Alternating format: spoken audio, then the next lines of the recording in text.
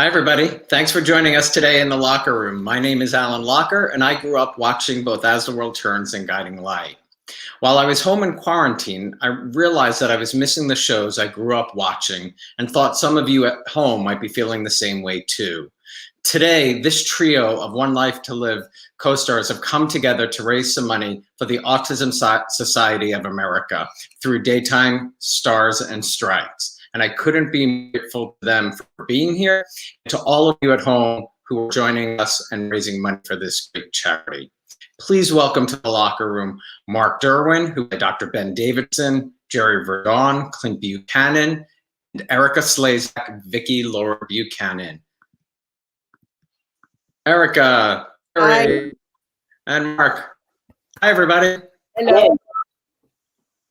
Thanks for being here today and helping to raise money for the Autism Society of America. You're welcome. We're happy. So, Erika, since you've been on One Life to Live the longest than these three gentlemen, what do you remember 17th. when you first met these three? Or these two gents? When I met Mark, Jill Phelps, who was our producer, was walking down the corridor to introduce me to him, or him to me. And I was in a bathrobe, of course, and it was early in the morning. And I said, "How do you do?" And then I looked down and I went, "Oh, I know you." And he said, any kind of. And from that moment on, I think we just got along like a house on fire. We really did. We had a lot of fun. When I first met Jerry, he was backstage, and I think I knew flat out that Frank Valentini wanted to hire him, but I couldn't say anything. But I went to knock on his dressing room door to introduce myself to him and say hello. And, I couldn't say anything, but I was very, very happy. Jerry was my reward. That was a punishment. What's that?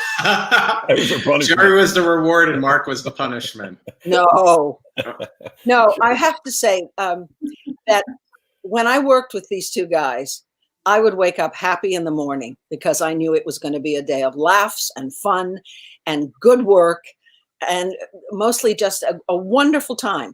I never had a bad day with either one of them, even when I pushed you out the window, Derwin. Which I just told them I just watched, which was such a great scene when Nikki pushed Ben out the window. I know. Hey, Jerry, can you tell the story again about how the role came to be at One Life? Well, I think Mark had an awful lot to do with it. I'm not quite sure how they just decided to bring a character who had been on the show for a long time and decided to bring them back. And I did have a very exciting first week, though, because they brought me on Friday, and all I had to do on Friday, and I was the last scene of the day, was walk from a porch to a front door. And I didn't even have to act because all they were shooting was my boots, which are for sale. Then next Monday, I worked all 5 days the next week. So on about Wednesday or Thursday of that day, I was feeling pretty good. I knew where the bathrooms were. I knew how to get lunch. And I was doing this scene in Clint's office. And it was a very Clint office. It had leather chairs to the left, a sofa upstage, and a big, huge mahogany desk stage right. And I was doing a one-way phone call, which means there's not an actor on the other end. There's just Clint pretending to talk to somebody. So I had the phone up and I was standing center stage, and I said my line, and the appropriate pause in between for this fictitious guy to respond. And I'm thinking, a little voice in my head said, "This is going pretty well." And I bet I would do it. And then I said my next line, and the appropriate pause came in.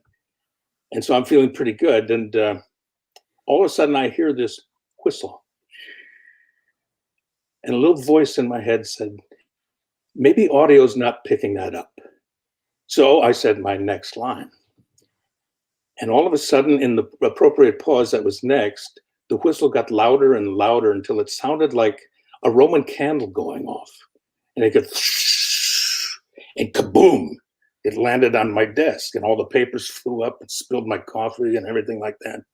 And there was a deafening silence in the studio. And I still have the phone up to my ear.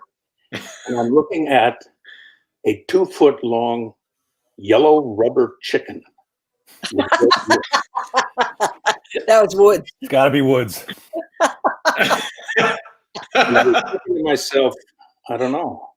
Look at the chicken, and the chicken looked at me. And I suddenly said, this little voice said, maybe they can edit out the chicken. So I said my next line, and with that, the whole studio broke up, and I could see Alan Needleman, our stage manager, in the shadows, fall to his knees, and he's saying into his headset, he's trying to go on with the scene. And then I hear from 2 stories up, Bobby Wood say, hey, welcome to One Life. That is a great story. Did you know Bob Woods before, Jerry? We did softball games to raise money in the 80s, early 90s, when we could actually run. And so I knew him and I knew him from, seeing him at the Emmys and stuff like that. But I'd never acted with him. Did you know he was a prankster? Not to that. Yeah, somebody said he was very, very funny. But I didn't know that encompassed such physical.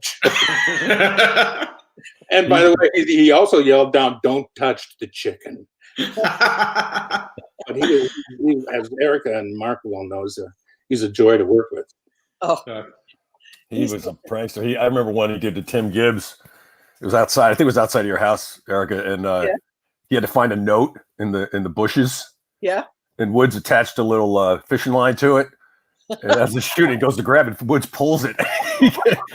He kept reaching for it because Woods is just luring it away. So his favorite person to prank was Phil. Phil, without a doubt. Very. Paw. Because Phil would get really, really annoyed. I think he dropped that chicken from the ceiling by a string once. Yeah. For Paw. Yep, he did. I don't know where he got a whistling rubber chicken. It's a great way to break the ice, I'd say, huh? Yeah.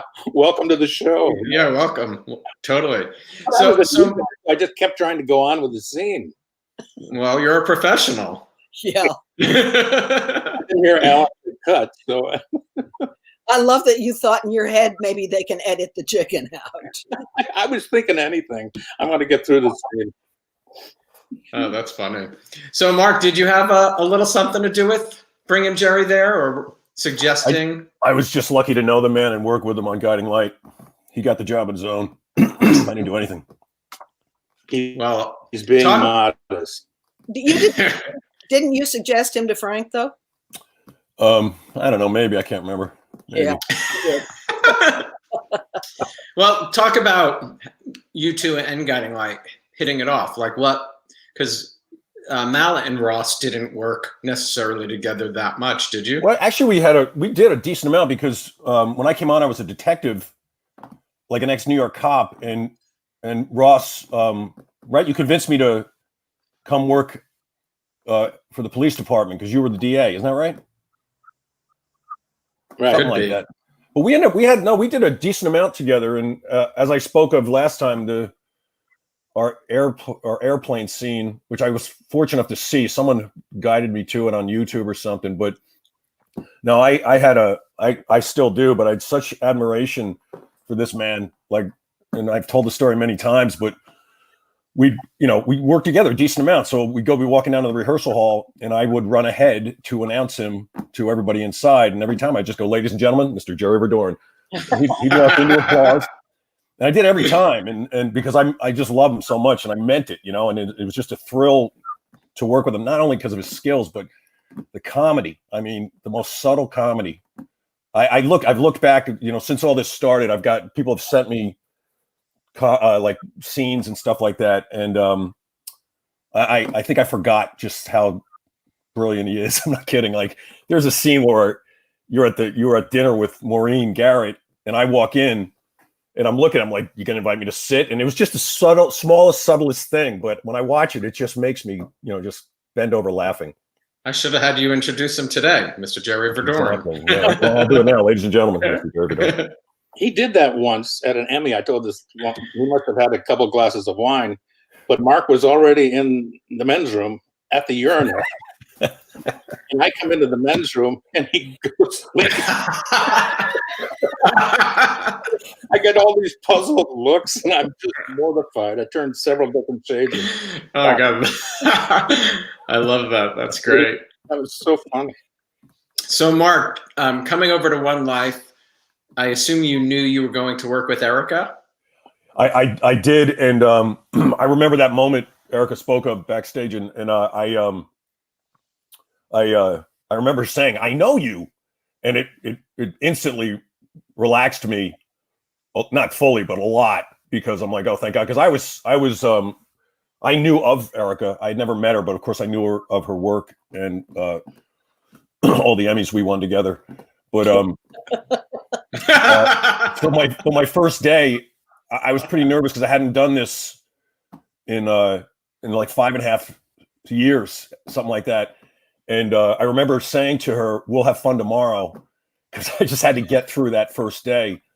And I, got through it. But I know she was patient with me, and she probably thought, "Oh, I think you said that, right? You didn't think it was going to work." Did you say that? No. Oh, I thought that was like you're thinking, I'll work with the guy for now, but this will never take off.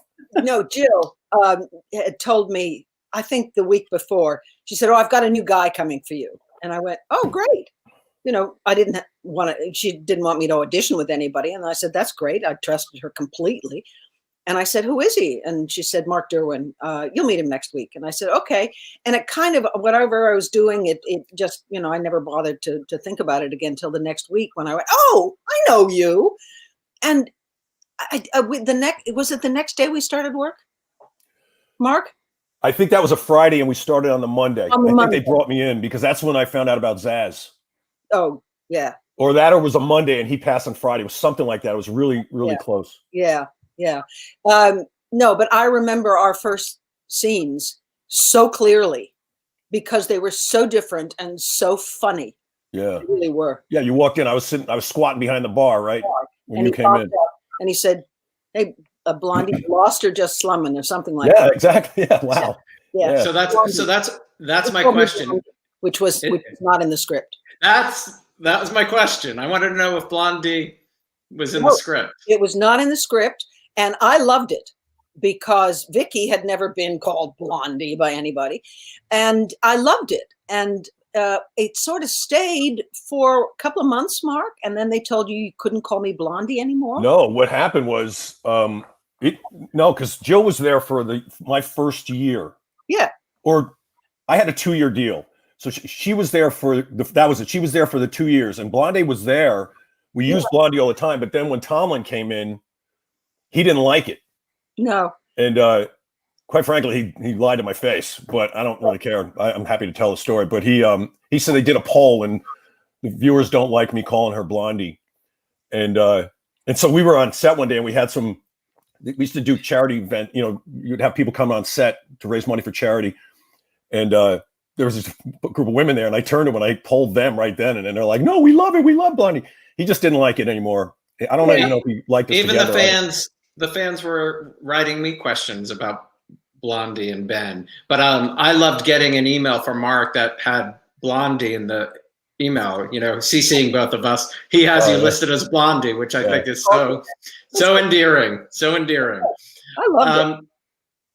Jerry, I know you just talked about the first day, but going from Ross to Clint, and did you know Clint would be so the stories would be so much meaner? Clint was a little dirtier of a guy than Ross. No, they didn't tell me that off the bat, but I had a feeling because of some scenes I'd done with Asa, with Phil Carey, that Clint might be heading in the Asa direction. So I went in after I spent the appropriate amount of time being humble. I went in and asked about it, and he said, "Yeah, we'd like you to be Asa Junior." And so that helped me a lot because coming into a role that's been played for so long and so well by Clint Ritchie, and then you got that problem where the audience goes, "That's not Clint. Where's Clint? Where's It's a tough." But I tell you, you do 4 or 5 good scenes with Erika Slezak and Robin Strasser and all the other people that were there, and the audience starts to buy in. And it takes a while, but if you do enough good scenes and they like it, they'll accept you. But after he said, "Yeah, you're going to be Asa Junior if you don't mind," that's what I wanted to do, because so many men end up becoming like their fathers, and women would like. Yeah, totally. And so it was easy for me, and it sort of freed me from not copying whatever Clint Ritchie did, which is It was a perfectly natural progression, and it was a very smart thing to do because it enabled you to be your own Clint. Yes. And much tougher and much better dressed. Much better. It must have wardrobe immeasurably. Yeah. And must have been a lot more fun in some ways than Ross. I mean, my God, to be that, Oh, yes. Some of the things that I was reading about what Clint did, definitely. How many years were you, He Ross? became times bad. What's that? How many years did you play Ross? 26. A long time. Pretty well. Yeah. So coming into the direction they wanted to take Clint was like, oh yeah. And then I got to work with, Hillary and Erika and Robin, a lot of good people, and Woodsy, the chicken man. And, the chicken man. And, it made it much easier for me because I know how recasts go. I mean, I saw Dr. Ed on our show. A guy played Dr. Ed for 20 years, and Peter Simon had to come in, and it's difficult. Plus, it's coming into a show that's as long as One Life. It's like being suddenly placed on page 425 of War and Peace. A lot of things have gone on before. Luckily, Erika has an encyclopedia for a mind, and she remembered not only every storyline, but Clint's relationship to other characters, the actors' names, everybody. Every bit of dialogue she ever did. I'm sure she tried. And so if I ever had a question, which I did a lot, I could just go to this, this source, which had all the info. So thank you. Oh, my pleasure. My pleasure. Well, let me just say, you were a fabulous Clint. A much more interesting character than what they had written for Clint. Much more interesting. And I loved it. And where it was going, unfortunately, when we ended, we never got to find out, which was a shame. But anyway. And it is all, no matter what, with all recasts, I think it's in the writing and what the show does for that character when that new person comes in. Because if they don't write for that person, they're setting you up to fail at the start, really.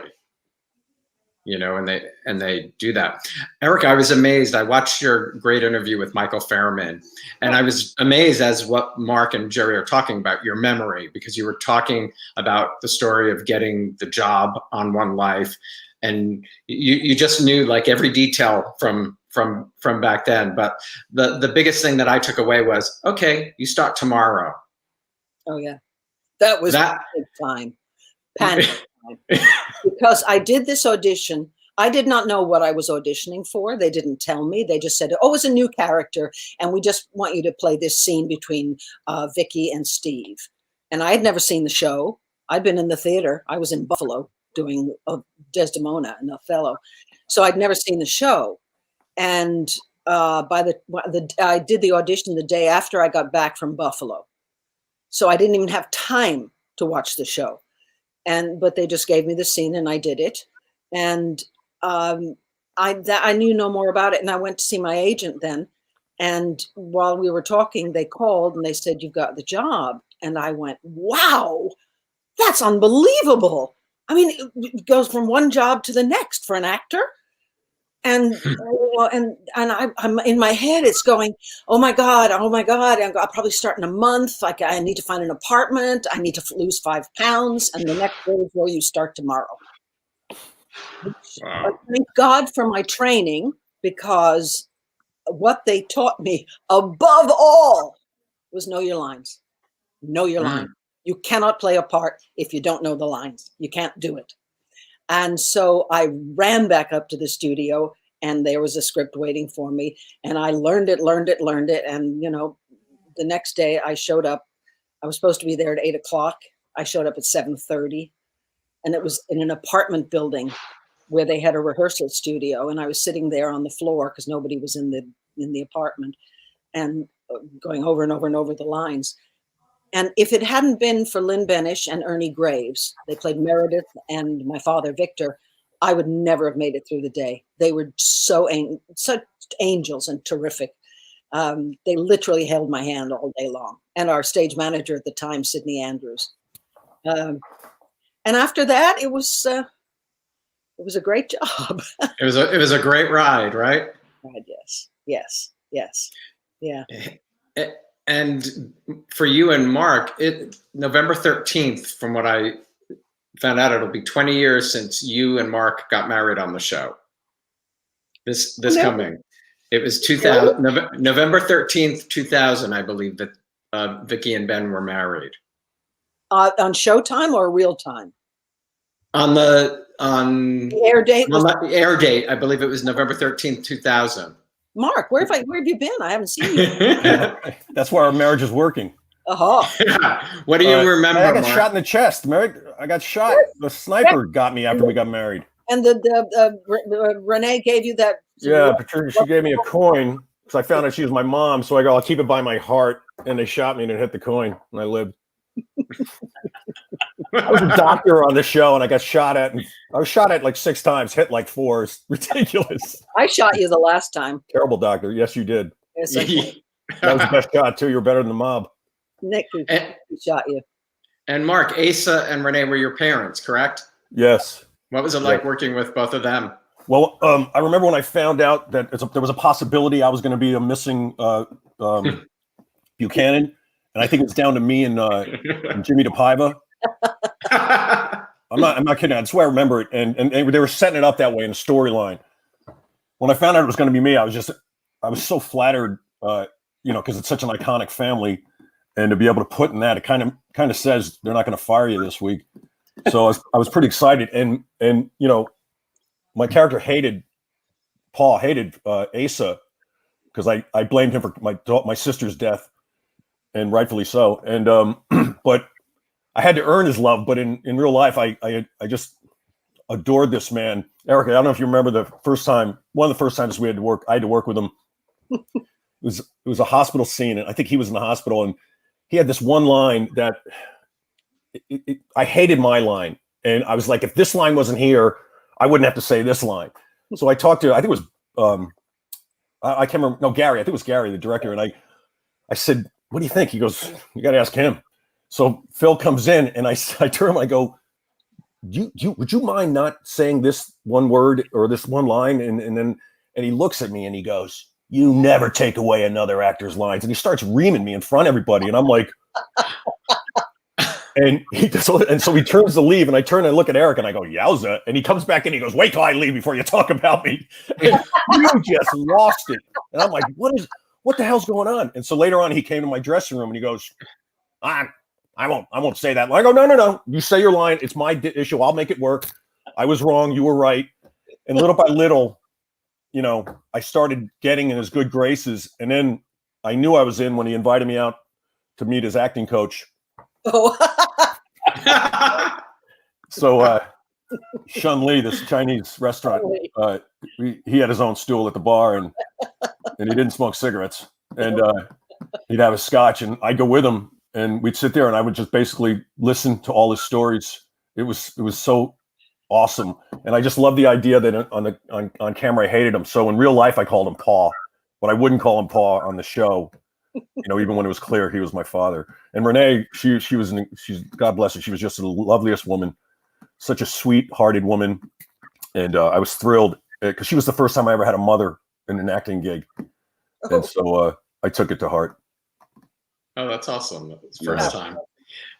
Erika, this is going to be a little long what I read, but I loved reading this. So Viki has weathered widowhood 3 times, divorce 4 times, a brain aneurysm, a near-death out-of-body experience 3 times, being shot twice, sent to jail, suffering a stroke, breast cancer, rape, a heart attack, heart disease, a heart transplant, the abduction of 3 of 5 of her children as infants, the deaths of 2 siblings, and the death of her daughter from lupus. And most notably, of course, is the recurring bouts with dissociative identity.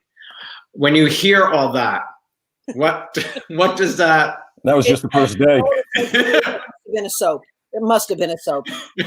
When you have a show with 30 sort of central characters, all the terrible things that happen in the world has to happen to one of them. I just got lucky. I got most of them. The only thing I was never an alcoholic. That I would have enjoyed too, but I was never an alcoholic. I haven't heard that list in a long time. It's a list. I was really like, wow. But can I tell you that all the diseases, the sicknesses, they were sad. The rest of it was pure fun. Yeah, having my out-of-body experience, working with Johnny Fiedler, who was my angel, who came to get me off the operating table a little too early. I wasn't quite dead. So I got to go to heaven and met all the characters on the show who had died on the show. And I was allowed to literally talk myself back to earth. I mean, it was wonderful fun. Wonderful. We shot it in a whole different studio. It was all white.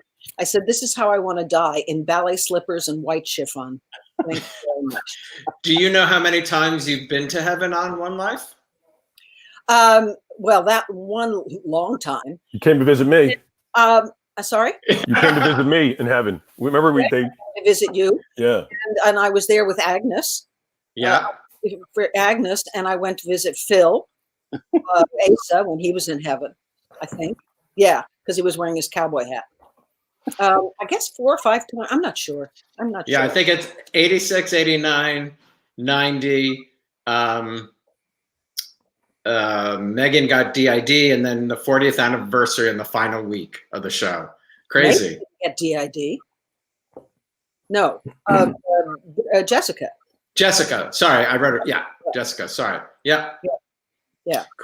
Crazy. Yeah, because DID is not inherited. There has to be a cause for it. And when they said Jessica's going to have DID, I said,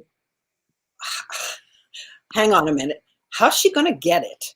And they said, oh, we'll deal with that later. And I said, no, we've done the whole thing. We've delved into it. We know where it comes from. It's horrendous child abuse as a child. And I said, Jessica was raised by Clint and Viki. We didn't abuse her. And I'm not sure which was it Susie? No, I can't remember the producer. But I said the only way she could possibly have been abused was by Nikki. And whoever I guess it was Gary went, oh no, we can't do that. And I said, you have to. Because Nikki was completely irresponsible. It didn't care about anything. And they wrote it so that she had to take Jessica with her when she snuck out at night and leave her in the bar. Well, she went off and had her good time. And because, you can't mess around with facts when you're dealing with a story as serious as that. Mm-hmm. Which is when I joined the show and they had flashbacks of Nikki Smith. And then I finally said, I think Michael Malone said, I think we need to find a reason for this. And that's when they turned nice old Victor Lord into a pedophile, What did you think of that? What? What did you think of that when they did that? I felt very I felt very sad for Ernie, because Ernest Graves, who had played Victor, who was this wonderful character, he kind of was humorless, but he was very very upstanding, completely moral. Everything about him was perfect. And I thought, oh, Ernie would, and thank God Ernie had passed away, because he would have been mortified if they had done that. And then, they brought in other actors to play it in flashbacks. It was not a fun story at all. Yeah. We did a lot of research on that. It's a very sad disease. Yeah, it's interesting when they, change the history too. Oh yeah, yeah. They just rewrite it. Yeah. Robin, the character of Dorian initially killed Victor Lord because he had a heart attack, and she was a doctor, and she stood next to him with her looking at her watch, knowing if I wait just long enough, he won't survive. So he died the first time. We killed Victor 7 times, I think. And when Robin came on the show and they were saying something about, you killed Victor. And she said, no, I didn't. And they said, well, yes, you did. And she said, no, I wasn't playing the part, so I didn't kill Victor. And that was her reason for that, which I loved. That's great. Yeah. So Jerry, you joined in 2005 and were there till the end. And like I said, Clint had such fun, machinations. Do you have a favorite story that you played out during that time? Kind of. I always liked tweaking Bo, and I always liked. It was kind of my idea, and I went to Frank Valentini, the executive producer, and I said, I'd like to try and entice Matthew into perhaps becoming Ace of 3. So I would buy Matthew cowboys and bring him over and guide him to Clint's way of looking at stuff. So I love that. And who's the guy that played Matthew? I forgot his name. Eddie Alderson. Eddie, who was such a good actor for being so young. Of course, and he wasn't an actor. His sister, he just hang out on the show. Yeah. Kristen's brother. Yeah. Right. Oh yeah. Great guy. And so all of that, those machinations, as you say, they were fun to do.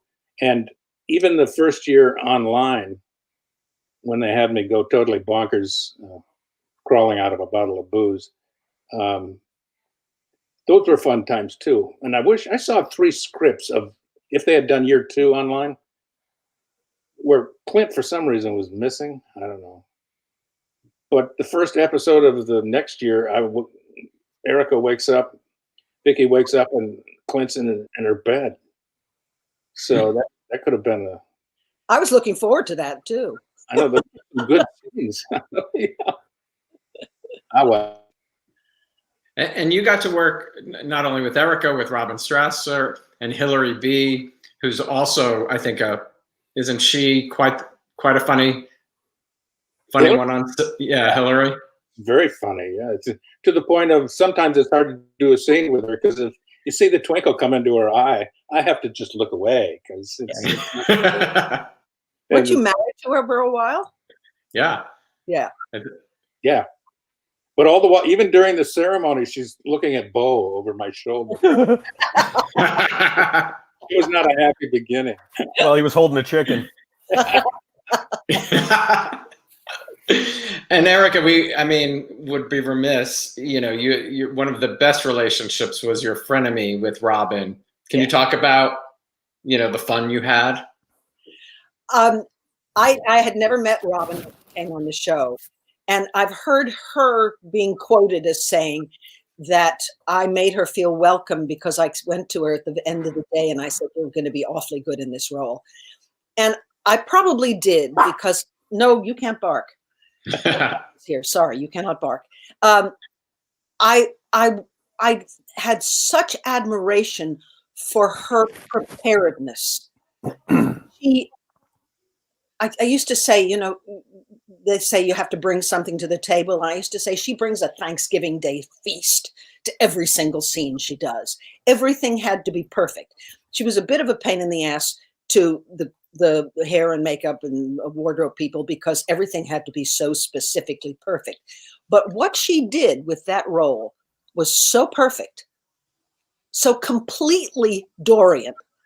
It blew me away every time I saw her. And I loved working with her because, as these two gentlemen as well, she listened. Mark listened. Jerry listened. We all listened. Not all actors listen because they've got their own little kind of performance going on and they don't listen. Robin listened. And if I said one thing, she came right back. And if it was a different attitude, she changed her attitude. She's a wonderful actress. Wonderful, wonderful. And it was a pleasure. Once a year they had us locked up somewhere together. They had to. And those were always the fun times because it was just the two of us. Is listening sort of just helps you all perform better? Like it's just the bouncing off of each other? Yeah. Yeah. Working with Mark in particular, listening was very important because he would change his inflections.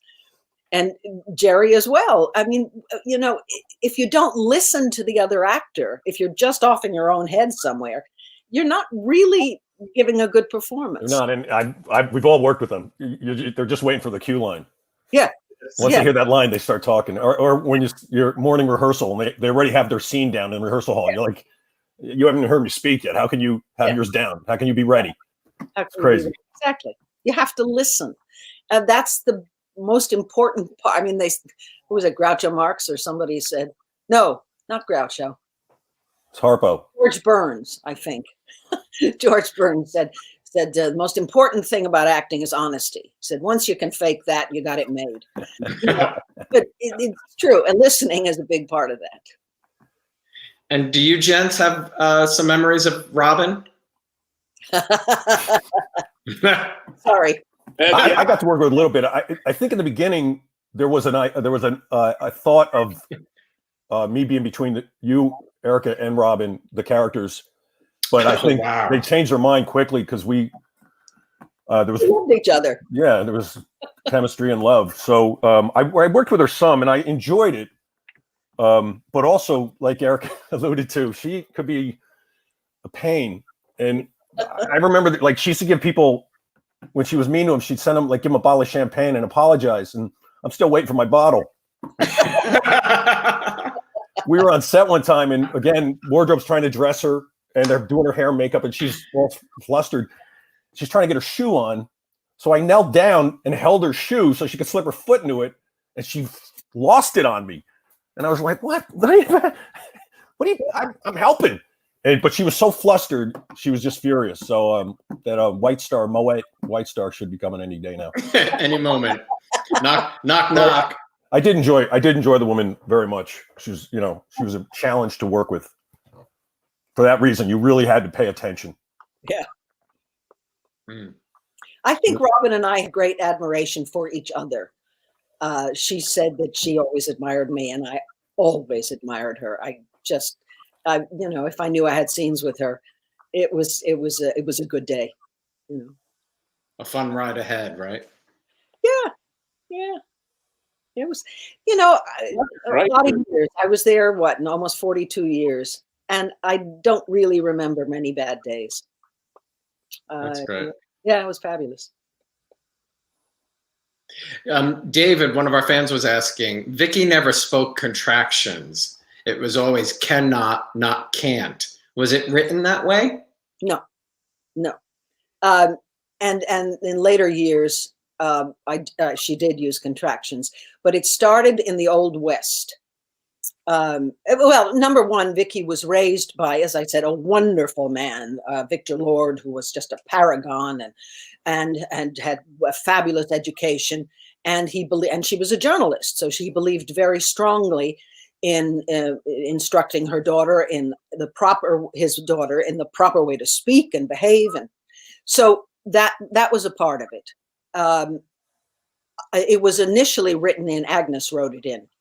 And then when we went to the Old West and I played Ginny, who was my great-great-great-grandmother or whatever she was, which I just adored.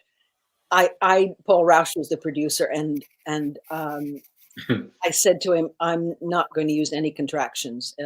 I will not, I cannot. And because she was a school teacher, and it kind of progressed from there. So it stayed on. It stayed on. That's Paul great. actually, he came to me. I had a scene where I had to got out of the stagecoach, and I went into the hotel, and I said to the man behind the desk, "I'm looking for an hotel." And Paul Rouse came flying around the corner and he said, "An hotel?" And I said, "Look it up, Paul. An hotel. That's the correct pronunciation. That's awesome. You read it in, not a hotel. An hotel." And he let me keep it. Mark, did you work with Paul anywhere? Was he? No, no. You missed him. Well, you know, he didn't. I never had met the guy, and when I had left Guiding Light, I don't know. I was gone I don't know how many years. Not a ton, maybe a year or two. And he came in as boss, I guess, and he wanted to. They reached out to see if I wanted to come back to the show. And actually, they talked to an agent I had in New York who I'd never met. This young woman, and I was having some fun out in California, and I was getting some work at nighttime and films and stuff. So I was looking forward to just pursuing that. And so this agent told Roush, if you give him, they wanted me to come back for like a week, and they said if you give him, it was like $15,000, maybe it was 2 weeks, I don't know what it was, but if you give him this, he'll come back. So Roush goes, "Done, deal." And so then I get the call from the agent. And I go, "Oh, I'm good, thanks." And she's like, "What?" And I go, "I'm good. I've said it before. It's very kind, but I'm not going back. I want to go forward."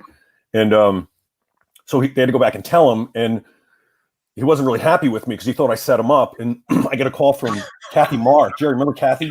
Oh, I liked Kathy. Yeah, she was I great. knew Kathy. And her Yeah. and Butchie and Gleese, who was our audio guy, Yeah. they were close. And they called me up one day and they said, "Do you know what happened here?" And I'm like, I got no idea. I got one phone call. I said, "No, thank you," and that's it. Well, he called me an a-hole because he thought I set him up. And so this whole thing about it just, I looked bad. And I explained to Kathy, like, I didn't do anything. I had no idea this. And not till a few years later, at least. No, I was on a bunch of years later because we were coming back to New York from LA from like the Soap Awards or something, where Erika and I had won probably. And you did. Yeah. And Favorite couple. and we're getting on a plane and someone goes, "That's Paul Roush over there." He was sitting on the plane. So I walked up to him and did a quick hello and a quick explanation, you know. But no, I never had the pleasure or displeasure to work with him. He was a great producer. He was, yeah, good. Until he got bored. He was one of a kind. He was tough though, wasn't he? It was very tough. Yeah. But he was a wonderful producer until he got bored. And then he started dreaming up, his own stories and made the writers write like Eterna. Was that Under the House or something? Eterna was a whole city under the house. Yeah. We had a lot going on under Lampfair, a lot. And there was Eterna, and that was Paul's idea. And Well, I think Paul was the clone at Guiding Light, if I'm not mistaken. Am I? Yeah. Right, Jerry? Do you remember if Paul was? Yeah, that's Paul. And I always remember Paul. I just pictured him as a movie mogul in the 1955. Sitting around the pool with a guitar. And he said, go into his office. You'd make an appointment with his person first. And so you'd go in and you ask him about a storyline or something to do with the show. And you'd say your first question, and he'd look at you, and he'd always take these enormous pauses because he knew it made people uncomfortable. And so he'd take this enormous pause and said, "Rolex, did you see it?" And you'd say something else, and like my character is going here. Do you mind if I do such and such? I don't care. I got some new Cubans over here. You want to smoke? But it was like being in the old system in Hollywood. He was a piece of work, but a very good producer. Yeah. He's funny. Erika, you got into the Royal Academy of Dramatic Arts at 17? Yeah. Wow. Yeah. Wow. I know. I had skipped a year in school. I'd skipped 8th grade. Not because I was so smart, but because they called my parents from when I was in the 7th grade, and they said, "We have too many kids in this class. Would you mind terribly if we moved your daughter and 3 other people, if we moved them up to 8th grade?" And my mother said, "I don't know." And she asked me, and I said, "No, it's great. I'll be out of school a year earlier. Sure, no problem." So I missed the whole Civil War and never learned anything about the Civil War. And so I was 16 when I graduated from high school. And Wow. I had auditioned for RADA, and the first time they said, "Come back and do Shakespeare," and I did. And they accepted me, but I couldn't go until January. So, and then I turned 17 in the summer.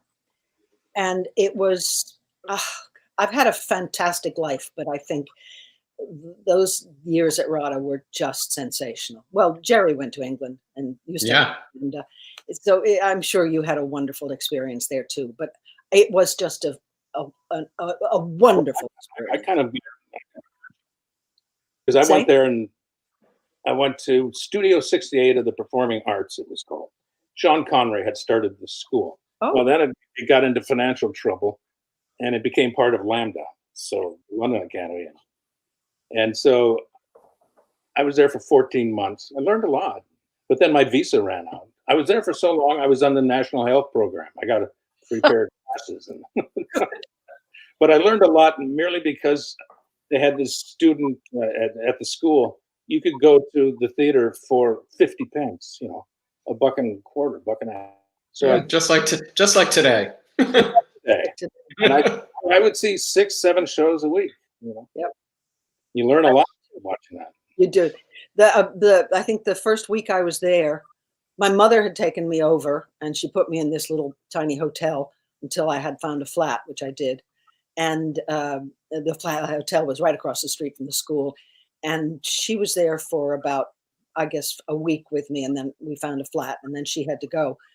But I went to the theater, I think probably every night, because it didn't cost anything. And I mean, I saw Royal Hunt of the Sun, and I saw Olivier and Redgrave, and in Uncle Vanya, and these mega talents, these incredible people.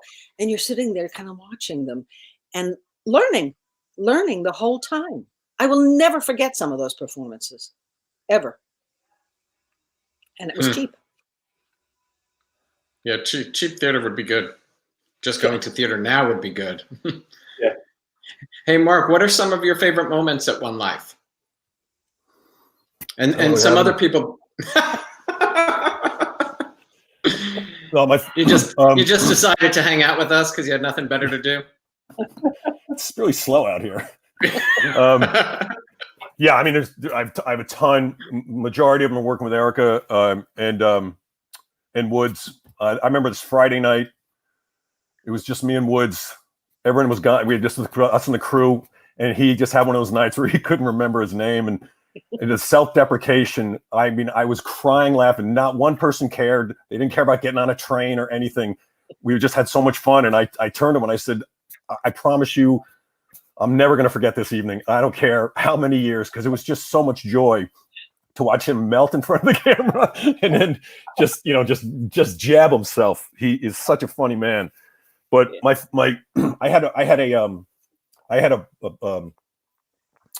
motive on that show was to try to throw Erika up in a scene whenever possible, and it took me almost 3 years. Well, I guess if we got married, it was when I proposed to her.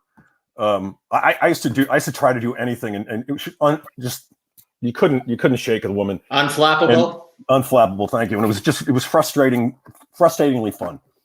And so, but I finally got her, and it was in the moment. I didn't even plan it. I was proposing to her in the bar in the Crossroads, and so I pull out the ring, and I'm holding it, looking at her, and they go cut, and then they're about to pick up the scene in the same spot. And as Needle starts saying 5, 4, I look at Erika and I said, I was pregnant when I proposed to my wife. Guess where I hid the ring? You were 3, 2. I said I was pregnant. I mean, I was. You was naked. Naked, pregnant. I was naked when I proposed to my wife. Guess where I hid the ring? And we got to about 2, and Erika stopped. Cut. Stop. And of course, I was a pretty happy man. You started cheering. Oh yeah, jumping around. Yeah. And you did another thing that when we talked, a month or two ago, you didn't remember this, but I was Nikki Smith, and I don't know why we were in a hotel room together, and you had gone around the corner off stage, and then you said something to me, and I was supposed to go and say something to you in the doorway, and I turn around and he's mooning me. That couldn't have been me. No, not. Look, we've been questioning Erika's memory since we started this thing. The thing is that I was supposed to be very angry with him, and I know when I looked, I went, "Oh." But it really, as Erika said, it was a pleasure to work on that show every day, and I really felt, and I used to say to people, I felt like I was in a bubble because I had Erika, and every day she fixed my writing. Even if we didn't work together, I'd go to her and I go, look, and she goes, don't say that here, right? And she'd write what I should say, and we always got to be up first. Well, I jumped on that bandwagon. Yeah. But so we'd be there early. We'd go rehearse. We'd go get coffee. You always bought me coffee across the and then we'd go to her room and she'd hear all my problems. And we would rehearse. And we'd rehearse a little. No, we'd rehearse. And then get ready and go do it. Yep. And I mean, it was like Eric said, every day I was so thrilled to go to work. Always early. It was a pleasure. Just jump out of bed and get going. And with Jerry, same thing. Erika, I was working with Jerry. It was just joy. Do you remember this? Yes. I was thinking about that the other day when the show went off the air. And I think I emailed you or you emailed me and you said, I'm so upset because they've taken the whole set away. And I have so many boxes of Tic Tacs hidden all over the set. That's hysterical. You, Erika, had them or Jerry? Oh, no, Jerry had them. Oh, Always so had Tic Tacs. And he couldn't carry them in his pocket because they made noise. So he would have them hidden all over in every drawer, under the sofa cushion, where, the audience never saw it. We had our scripts stashed in the oddest places. And he always had Tic Tacs everywhere. I do remember. Well, you know what, if I may, Erika, the scene where I taught you how to ride a motorcycle. Do you remember that? We were in the hotel room dressed in leather. We were on the run or something. And we had 2 ottomans or something, and it's a whole scene of me teaching how to ride a motorcycle. No? You're making that up. I swear. Seriously? Yeah. And I not so good. Yeah, because I saw it 4 months ago. Someone, someone sent me a scene. I saw that scene because I had forgotten about it too. It's adorable. I have to find that. Okay. Yeah. Adorable. Wow. Okay. We're probably all going to get an email tomorrow from Mark saying, "Fooled ya." No, my memory's terrible. I smoke a lot of weed out there, but no, this is true. This happened. Your children were Erin Torpy and Melissa Archer, right? For Eric and Jerry. Yeah, among others, right, Jerry? Among others, right? Yeah. What was it like? Talk about some of your children, because I didn't have all of them listed. Oh, Jerry, go ahead. No? What? Okay. Oh, share memories of working with some of the children on One Life that you had. Oh, yeah. I often had to ask, is this my child?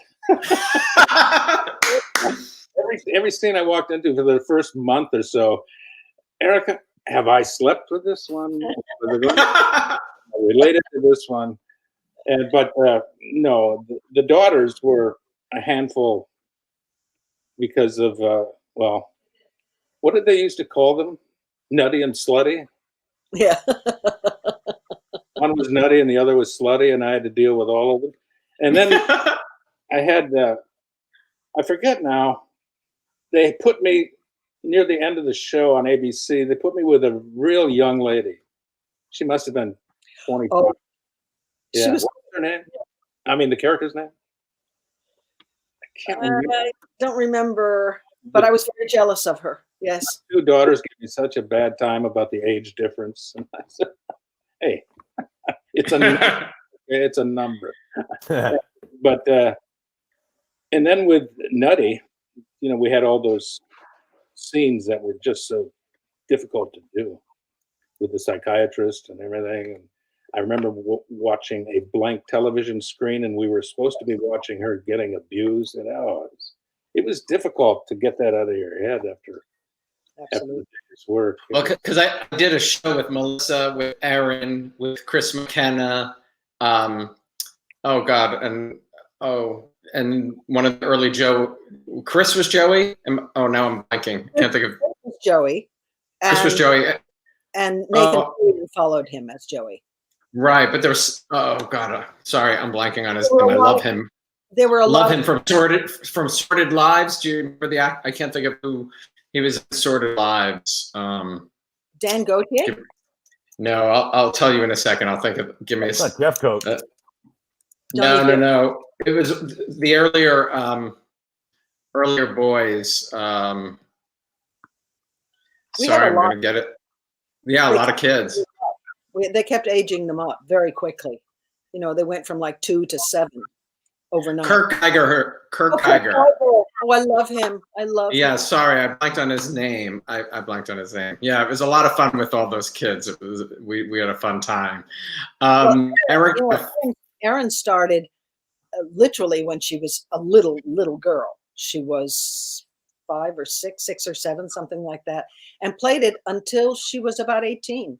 And it was a joy watching this girl grow up on camera and off camera. Had a wonderful family, very supportive parents, became just a wonderful human being. Lovely girl. And then when Bree came in to replace her, Erin had left and Bree came in, and it was a more mature and more adult Jessica, which was good. And Bree was fabulous. She just stepped right in and took off. She was fabulous. And when Melissa came on the show, I was supposed to be very angry with her and hate her for whatever reason. And I just adored her. I just said, this is a talented, clever, beautiful, smart girl. And so I was glad when the hate went away and we got to be friends. Yeah, it must be fun watching. I mean, like Nathan Fillion and Dave Tuck Watkins, and just watching people come through the doors. And talk about a funny person. He is a funny person too. Yes, he is. Tuck. Yes, he is. Tuck. Well, he moved in. David moved into the mansion with Erika, right? With Viki. Yes, he did. We had a wonderful relationship, David and Viki. I mean, Tuck and I did as well, but David and Viki had a wonderful relationship because he was exactly everything that she wasn't. And she kind of appreciated it. And I remember a scene where he's lying outside and stark naked, sunbathing. And she kind of went, oh, okay, and just passed it off. It was the kind of, not that you saw anything, but it was the kind of thing that David would do. Because when he initially came on the show, he was faking being her brother. Yeah. And then he slept with Tina, and we all went, uh-oh, because Tina's his sister. So they decided not to make him her brother. Crazy. One of our fans, I thought this was an interesting question. Stephen wrote, with all the years of experience, is there a storyline that looking back today, would you prepare any differently or make different choices if you had the opportunity to do it again? And it does, I mean, Erika, for One Life, Jerry, Guiding Light, or One Life, Mark, Guiding Light, or anything that you've always just hated, or something you thought, oh, I should have done it. I don't know if you think that much after the fact, but I thought it was interesting. You guys, go ahead. Nope. No. I don't think so. The only story that I was really very focused on playing properly was the DID, the dissociative identity disorder story, because you would do a great disservice to people who actually suffer from that if you didn't do it right. And we did a lot of research. I don't know what I could have played differently. I don't know. Other stories, I wasn't in charge of them. So you kind of played what they wrote. That one I was very involved in, but we were trying very hard to be careful. The problem was, in reality, people with this disease, when they slip in and out of other personalities, it's not always immediately noticeable. And we had to make it very clear when the audience looked at whoever that was, that they knew immediately who it was. And so that had to be very specific. That was a kind of an important thing in that story. But I don't think we could have done anything differently. How many personalities did you have? I don't know, 23? No, 7. Crazy. Did you hear from fans, you know, who suffered from that? Oh, yes. Oh, yeah. Yeah. Some people wrote very real letters, and some people wrote, you know, kind of joke letters where they signed it, you know, 17 times and stuff like that. Yeah. But, you know, yes, right. I get a lot of mail on all the stories, sad letters and happy letters. And when you know, kids would write to me and say, oh, I wish I had a mother like you. I wish she treated me like you treat you. I wish she cared. And I thought, you know, honey, it's a you know, pretend. This is not a real person. But yeah, but you do make a huge impact on telling stories. David said he wants to thank you for participating in the AIDS story. He was coming out the same year. You know, there's a lot, you know, through all of the, that was all of those story. And we went and shot, but with the AIDS quilt. Can I tell you how moving it was to see that? That was quite something. Yeah, I bet. Well, we told an awful lot of stories. I mean, people say to me, oh, you remember this, remember that. I don't remember motorcycles and leather jackets, but we did tell an awful lot of stories. Mark, you made it up, right? It's out there. I'm sure of it. We're gonna all look. You know, since I started doing this show in April, you know, fans, and I started it because I worked on As the World Turns and Guiding Light.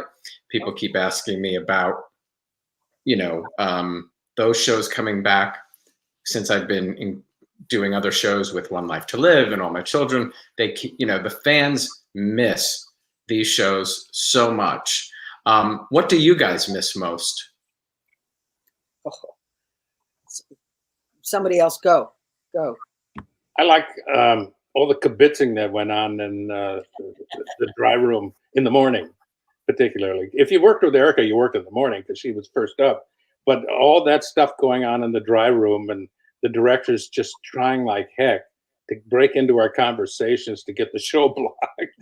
Because we were talking about cooking and generators and children and dogs. We had dogs that had the same name. And, you know, and then I found out about 2 or 3 years after I'd been there, in an early morning dry rehearsal, where they had the same rickety old furniture, you know, that would stand in for the furniture that you were going to use on the set. But anyway, it was like a high school drama room rehearsal halls, right? Right. And we got to talking, and she said, we talked about Othello, and she was Desdemona. And I said, you know, that was one of my favorite moments when I was back in Minnesota. I played Iago. And it turns out we had the same Othello. Now, the odds of that happening in show business, I don't know or what. You know, it's in his name, Clayton Corbin. We had 2 entirely different takes on it, because Clayton was pretty much a anti-feminist, if we could put it politely. And he was very different with men. And Erika had trouble with him, and I had no trouble. So we would exchange war stories about doing Othello, but I always thought that to be an amazing coincidence that could happen. Yeah, it is. It is. Yeah, because you were doing it. I was doing it in Minnesota. You were doing it in Milwaukee. In Milwaukee. Correct. Yeah. That's a big commute for Clayton. The world is small, but you know, it's crazy. Hey, you were mentioning cooking, and Kat was asking Erika, she loves your chicken pizza recipe. Oh yeah. And asking if you would be putting out others in your Christmas newsletter. If they want me to, I will. I think they do. An awful lot of cooking. You too. And, Jeff, huh? and the fans were asking, is there anything you learned about yourself during quarantine that you didn't kind of know already? I like to nap. You didn't know that before? I did. I've learned that I'm not a very patient. Well, I've never been a very patient person, but I have learned patience as much as I could. Yeah, quarantine was in the beginning. I never went anywhere. Brian and I never left the house. My son Michael and my daughter were both here with us. Michael did all the grocery shopping. Amanda did all the kind of errands and stuff. And do they live close by anyway? Yes. Okay. They're still with us because we're still, Michael works from home, and Amanda has a job here in town, but because she left her job in New York. And I've learned to be a lot more tolerant, patient, I hope. Jerry? After not having kids at home for so many years, and they're not kids, they're certainly adults. After not having that for so many years, it was different, but it's an awful lot of fun too. Sorry, Jerry, go. No, that's okay. Sorry, I didn't mean to interrupt. Nope. I would say patience on my part too. Not going anywhere, not seeing anybody. Difficulty with not seeing the grandkids except on FaceTime. Thank heavens for FaceTime, because or else we'd lose total track of them growing up, especially the ones in Florida. But having to commute and is a thing you can live without. And I do miss grocery shopping for some reason. And when I was on the show, Eric and I would always talk cooking, and we had a cameraman named Baron, who was a self-taught cook. And Their patron. Oh yeah, and we would always be exchanging recipes, and methods, and techniques, and what are you doing for Thanksgiving, and what are you doing for Christmas dinner? How many are you going to feed, and all that kind of stuff. So that particular part I miss a lot. Yeah, the camaraderie is what I miss more than anything. I miss working, but I miss the unit we were, the friends we were, the fun we had. And I say that all the time. I miss the fun. If someone could bring it back the right way, would you all consider doing it again? What, COVID? No, not COVID. I don't know. It would have to be very special because everybody's gone their own way. And they'd have to shoot in Connecticut. Yeah, Connecticut, definitely. Right there in that room. Actually, when we were online, we shot 8 miles away from my front door, so it was not so bad. Wow. Poor Jerry had to come from way out, as he said, calls it the higher elevations. They had to put him up when he was working 2 days in a row because it was too long a trek, and I'm sorry about that, Jerry, but I didn't pick the place. It's just when they said it's in Stamford, I went, yes. You got the A-OK. Erika, you mentioned your daughter. What was it like she played a young Viki? Oh, that was spooky because I had to watch her being me, being abused by the father. And it was very strange, but she did a great job. And I was very proud of her. She was very nervous for 2 reasons. Number one, she had never done this before. The speed with which, because everybody says after their first day on the soap, my God, it went so fast. How do you do this so fast? Amanda said the same thing. She said, it's over? It's finished? I said, that's it. But she was also nervous because I was watching, not only on camera, but I was watching in the room because I was reliving it. It was cool. I loved it. Your kids haven't followed in your footsteps now as adults, have they? No, Amanda wanted to in the beginning. And I think she didn't really have the heart for it because she never pursued it, And Jerry, what are your... My son never... No desire. And Jerry, what about your boys? Did they ever toy with following in your footsteps? No, they never did. I never encouraged it. I never discouraged it. I just, they just went their own way, which is the way it should be, I think. I certainly didn't want to force somebody into a business where 80% of the rank and file are out of work at any given time. So, a lot of times if people knew the actual numbers, a lot of people wouldn't go into show business because they're just the percentage. You mean the percentages of yeah, it's very uncomfortable. Yeah, getting jobs, and you've been, both of you, Erika and Jerry, at home with Brian and with Beth.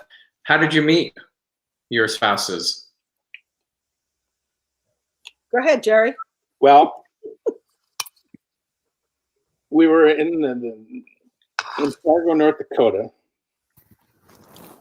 Let's say I think the first time I met her, I was judging her in a speech contest. She was in high school. Oh yeah. I was a very wise Legion guy, being a judge of these speakers and oral interpretation, and then and I'm thinking you got to write out a critique and all that. Later on, she went to the same college that I was in. She was in the theater department too, and that's how we got to know each other. So it was born of the theater, as it were. Mm-hmm. Fargo. And yeah, Fargo Moorhead. Brian and I met doing an off-Broadway play. We did amazing. At the old Roundabout Theater when it was still under the Co-op supermarket, before they had all their theaters and all their money. We did a production of The Circle by Somerset Maugham, where he played Arnold and I was Elizabeth. We were married. And the end of the show, Elizabeth runs away with Teddy. And I shouldn't criticize, but at the end of the show, you could hear the old ladies in the audience saying, why is she running away from that lovely man to be with that other man? Because Brian was so adorable. Anyway, that's how we met. That's great. My last question, what was the best part of these roles? The One Life to Live roles. For me, it was to get to work with Erika. Simple as that. I learned a ton. And like I said, I had fun every day. Talk about what you learned. Oh, please. Yeah. I have this little thing before I work, I say this little something to myself, and it's like, relax, be focused, relaxed, and listen. And I think, I'd like to think I always did it, but I think I found a new level working with Erika because she's so locked in all the time. And you gotta try to hang with her, or else you're gonna be chasing her, So I think my focus got much better working on One Life. And again, we had a little bit of freedom. So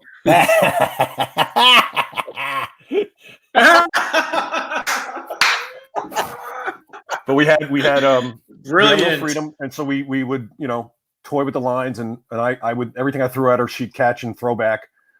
And so it was just constant fun. And, so, it's a great, I hated being a doctor, but, and as a matter of fact, Jill Phelps gave me, I used to complain about too many words, too many medical words. And, he only knew one phrase. Yeah. Anaphylactic shock and precordial thump. I got two. But, actually Jill, I have it over there. She gave me one year, she gave me a medical encyclopedia. And she said to me, she goes, listen, when I do my hospital drama, you'll be the cop. And I said, that's the best compliment I ever got. Mark, the relax, breathe, whatever the three things you used to do before Erika, where'd that come from for you? Was that just something you were always taught, or? Well, the first thing, the first thing you learn in acting, if you have a good coach, I think, is relaxation. Because if you're relaxed, obviously you listen better. You know the words, you've memorized them. People get nervous, but they know them. They're just scattered. And so I think if you're relaxed, you can do anything. You can tie into emotions. You can do you can just do your work much better. And so that we would go through these chair exercises and things. It's a Meisner technique, I believe, and you'd learn to relax your body. And it's the hardest part I think in this business for me is the moment before you go in on an audition. Or even the moment before they go action, because I think that's when at least my demons would come out and they'd say, why are you here? How did you get this job? You know, you're not good enough for this. So I'd be like, come on, let's go. I hated that if like needles would go 5, 4, 3. 3's the next number, you know, but there he was getting a note, you know, and those moments were my hardest. Once we got going, I felt great. But so I think relaxation, like walking through over the threshold into an audition, I feel great because I did all that work prior to. I mean, I've fallen asleep on auditions, you know, it's like I've gone too far, but I feel great when I wake up. And the best part for you, Erika and Jerry? Go ahead, Jerry. Well, I think the number of castmates that I had the fortune to work with, and Robin Strasser being one of them. I remember the first time I worked with Robin, Clint was over in her kitchen, and she was making me chocolate chip cookies. And so if you give Robin a whole kitchen full of props and cookies, things are going to happen. And one of the things was she picked up a napkin and said, we can't have blue napkins. We can't, you know, prop people are going, what? No, we can't have blue napkins for the red napkins. So they went to get the red napkins. And she had one of the greatest lines I've ever heard. They get rid of all the blue napkins. They bring in half a dozen red napkins, and she's looking at them and saying, no, not this red. And the prop guy goes by me and says, forgive me, but I'm going to kill her. So we had to go get a different red napkin, and finally we got the scene done, and we did it. But I thought, whoa, this is going to be. I want to be in a set with her where there's nothing, no props. There's nothing to do with her wardrobe. It's just simple talking. That's why I wanted to be with her. And then I enjoyed so much working with Hillary and Hugh and Phil when he was with us, and Bobby Woods. It was just a joy, and thank God I had Erika as an anchor. So, like I said, I asked her all sorts of questions. You had Erika on in Llaneview and Liz in Springfield. You were pretty well anchored. Yeah, pretty fortunate guy. Yeah. Yeah. Or in Garrett, you worked with. You know, you had some pretty strong women on your side. Yeah, from Beverly McKenzie to Erika Slezak and all of them in between. It was fun acting with those people. Did you work with Patricia, Jerry? Yes. Sweet. Yeah, that was sweet. Yeah. Nice lady, and she's from my neck of the woods. She spent an awful lot of time in Minneapolis. So we would exchange Guthrie storylines. Still rooting for the Twinkies? Still rooting for the Twinkies. They're sinking a little bit, but at least they'll limp in. They'll make it. Yeah. Go Yanks. And your turn, Erika. I've forgotten the question. That's okay. The best part. Oh, the best part was exactly what the other two said. The best part was having a fantastic job all those years, working with fabulous people. You know, thinking back, I think there's probably 3 people that I didn't want to work with, and I'm not going to say who they are, but everybody else, it was wonderful. It was wonderful. That's a pretty good ratio in the amount of time we worked there. So. Oh yeah. Every day different. You know, people say, "Oh my God, you know, you've never done a play." Well, I have done plays, and you know, not what my husband did was 2 years on Broadway, and you know, in a show, and then 2 years in another show, and then 2 years in another show. I said, no, every day something different. So you can't get bored. Every day, new people, new stories. Wonderful actors come in for a week or a month or a year or 12 years. It just was the most kind of delightful, exciting thing to do. And for an actor, what you want to do is act. You want to work. I got to work at what I loved for in total, 47 years. I've got no complaints. Life has been really good to me. Well, you three. eyes. I'm looking at them, and I had them, and that was brilliant. Brilliant. You did it. And this audience had all three of you, and they've loved having you. I thank you so much for doing this, for helping us to raise money for autism. And Jerry, thank you so much for Jerry and Mark, thank you so much for getting Erika to participate with us. Oh, good for you. Jerry's got props everywhere in that house. I love it. I'm going to get this book. I have two of them. And get this to Mark and to Erika, and I'll sign it too. I'm not in it, but I'll sign it. And